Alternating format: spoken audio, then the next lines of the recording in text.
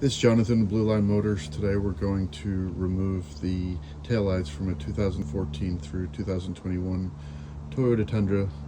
If you want to replace your bulbs or replace the taillight, it's pretty simple. You just need a T30 Torx bolt,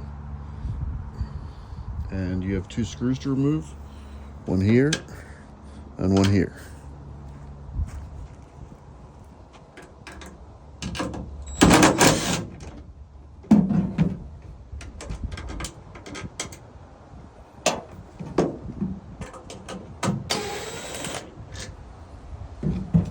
Okay, from here, all you need to do is pull it out.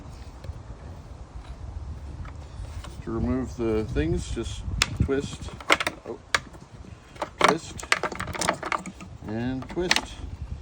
And if you want to put it back in, you just add those two screws. Very simple.